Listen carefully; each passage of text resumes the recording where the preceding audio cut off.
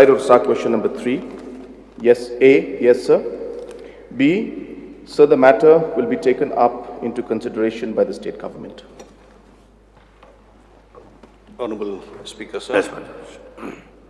From the reply at 3A and B, it can be inferred that the government has gone ahead with the second round of talks for the settlement of the other 6 areas of differences with its counterpart in Assam.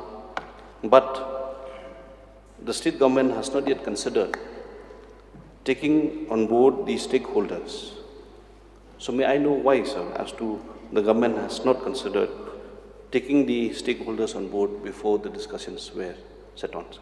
Sir, the discussion is a process. It's not an event of a single day. So therefore the process has started. And as the process moves on, we will include, discuss, we will invite stakeholders, we will have public hearings, we'll have multiple meetings. So therefore, sir, the process has started. It's not that we have concluded the discussion. Hence, as this process moves forward, all stakeholders, all different people, public in general, all of them will be consulted, and only then we will move ahead with the discussion. I thank the Honorable Chief Minister for the reply, sir. Why I had raised this question is because in the first phase of the talks, all these things did not happen. And only after the conclusion of the MOU have the HIMAs and other stakeholders objected to the signing of the MOU and the areas that were given away to Assam by the state government, sir. So I hope, sir, that the Honorable Chief Minister will stick to this particular process that he has already narrated, because whatever we saw in phase 1 was never the way in which the Honorable Chief Minister had stated, sir. Sir, it's sad that the Honorable Member is misleading the House completely. And I can completely say that it's a lie, what he's saying, sir. In fact, the process of the first phase saw multiple stakeholder meetings. For the first time, the ministers and the concerned officials went to ground zero, had multiple public hearings which are on record, not only with just Meghalaya, but even Assam was with us. So, sir, I would ask the Honorable Member to refrain from making such statements which are completely misleading. You're in the House. This is not a press conference that is going on. So be clear about your facts. This is not the way a responsible member should act, sir. In regards to the different members and the stakeholders we've talked to, every single stakeholder has been involved in this process, sir. I cannot say that every individual in the state has been involved, but the concern of the members was saying about the HIMAs. So the HIMAs, the discussion took place in all the relevant areas where it was. District Council, MDCs, all of them were there when these discussions were taking place. Different MLAs, different NGOs, different stakeholders, you name it, sir. I don't have the whole list with me right now because the question was primarily regarding the second phase. So I don't have the details of the first phase but I'm sure we'll get an opportunity and I will share all those details of how many meetings took place and who all and how many people were involved in this. So I would ask the Honorable Member to refrain from misguiding and misleading the House, sir. Honorable Speaker, sir, the rules and procedures of conduct of this House tells us that we cannot cast personal aspersions on honorable members. It is expected that the leader of the House refrains from using the word lies and tells the members that we are lying. Sir, I'm talking and some members are trying to add fuel to this entire discussion. Sir, the Khasi Hills District Autonomous Council had already passed a resolution in the House opposing the MOU. We have letters from Himalayan opposing the MOU.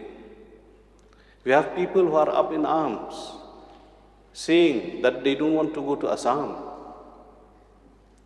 Sir, calling me a liar, it's okay. It's for the people to judge whether I lie or not. I don't want to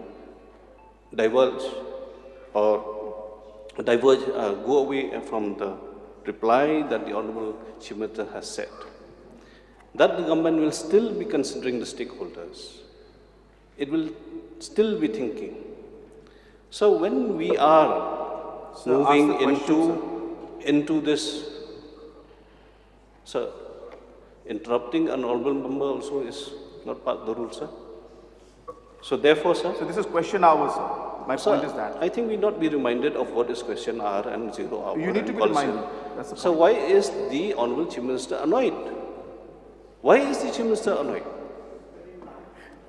Sir, So calling me sir, a liar I would in the request, first sir, instance, calling me a liar in the first instance. Please put a sir, question. the honorable member, I am getting sir, and I will give a very detailed reply to Honorable him. Chief Minister to But kindly ask show him to please patience. give a special question, sir. Sir, Please put a question.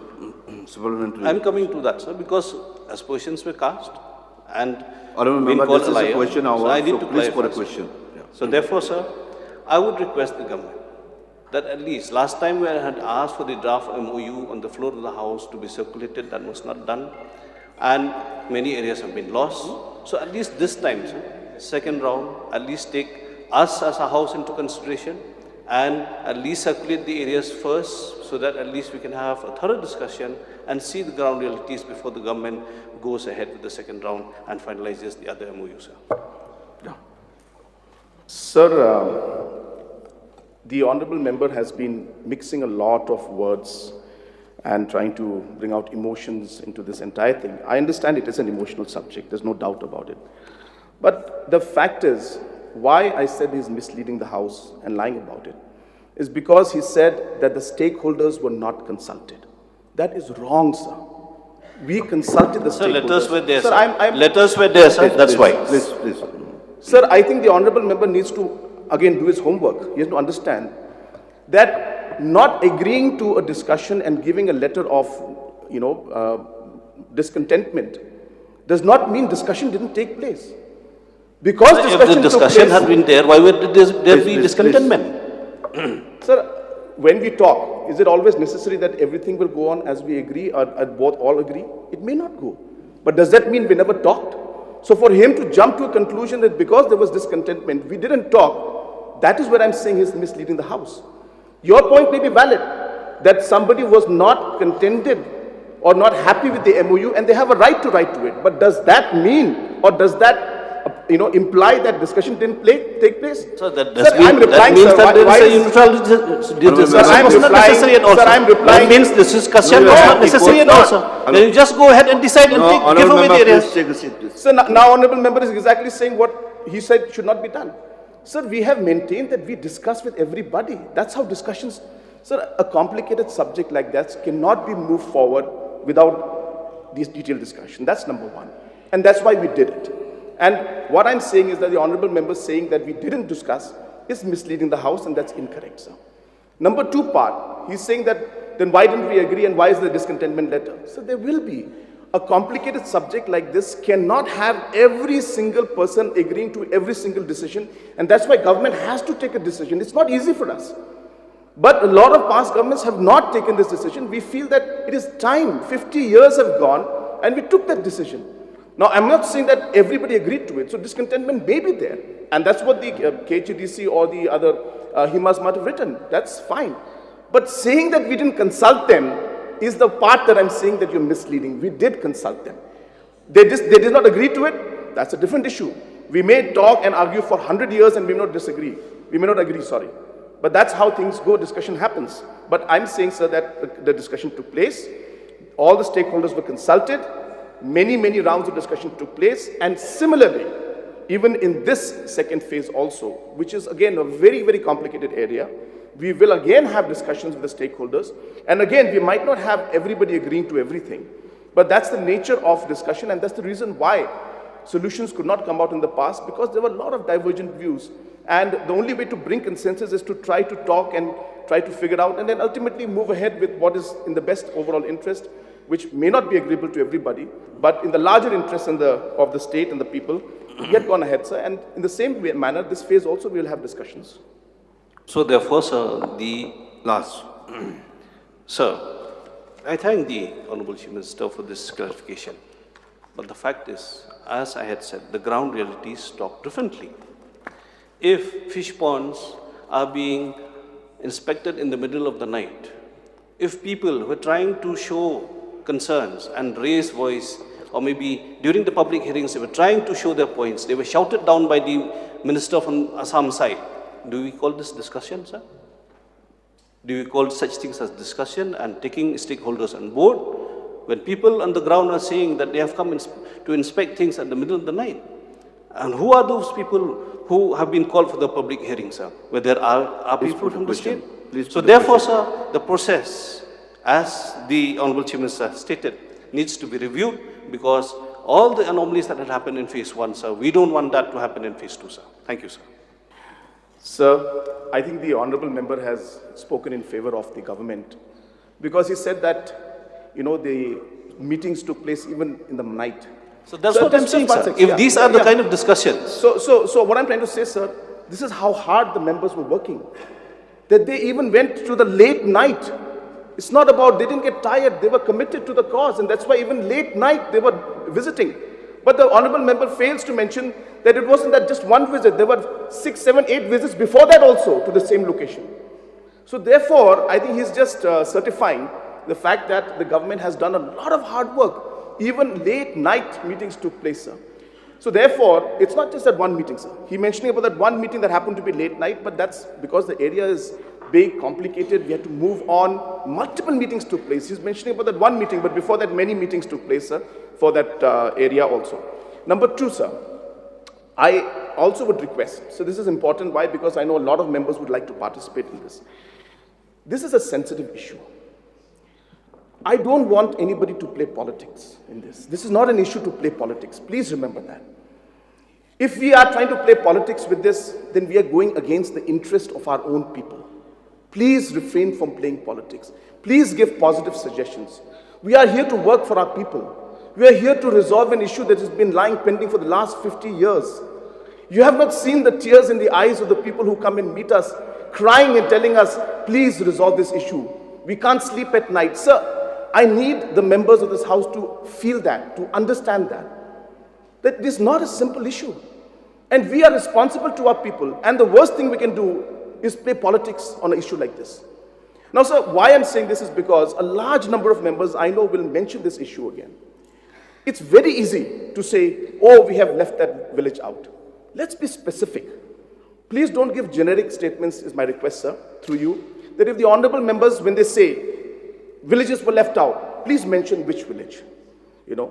There were differences in the area. Please, which area of the difference was there? It's a large area, sir, with many, many villages and a large population. If we give generic statements here in this house, then we'll keep going round and round and round in discussion, and we will not reach to any conclusion. But yes, if there are areas that will help us, or there are suggestions that will help us to make the things better and resolve the situation in a much better manner for the people, so we are ready. We're ready to listen. But not if it is being done from the point of playing politics. So therefore, I'm not saying that people will play politics, but if you are making statements which are generic, like somebody will come and, honorable member just mentioned, sir, that villages were left out, and people are in arms. Let us hear the names of the villages where people are up in arms. What is the problem out there? Let's discuss that, and let's figure out how to resolve that issue. So let's be specific. And just, raising up a generic tone in this thing will not help the process. And this is why, sir, in the past, this issue has not been resolved, simply because we were always very generic. But when you realize that we come down to micro details, we realize that there were some villages which were never under dispute. Then we realized in some villages, people are agreeable to a solution. And then we realize that there are 20%, 15% where there is a genuine difference in the people's opinion. So it is very important that we break this huge problem into micro problems. That's the only way to resolve it, sir. And when we break them down into smaller problems, then we are able to resolve it and find a solution and focus on the ones which we are not able to agree on. So my request, sir, will be that let us be specific, let us be productive. This is the best, platform and the highest platform to discuss an issue like this. My only request, sir, is that we should not play politics in this. We should try and resolve this issue in the interest of the people and the state as a whole, sir. Sir. Honourable Member, I would like to request the House that during the question hour, kindly be specific and very short, because other members have raised a question, so I will Sir, have to this is a very make an important- attempt. sir, this And we is a have- very important point. Please Sir, please take a seat. Please take a seat. We have the thing in the resolution also with regards to the boundary. So you may take up and raise your points there also. So let not be a waste of time during the question hour. Sir, this matter was dragged because unnecessarily the Honorable Chief Minister was Yeah, getting you may put a emotional. question now. Just put a question. You raise whatever points in the resolution where it's been listed during this. Sir, my question is whether the stakeholders, considering the members of this House, sir, whether they will be considered before the other discussions go ahead with the balance 6 areas of differences. Sir, I've already replied. The answer is affirmative. Yes, sir. We will be discussing with everybody. Yeah.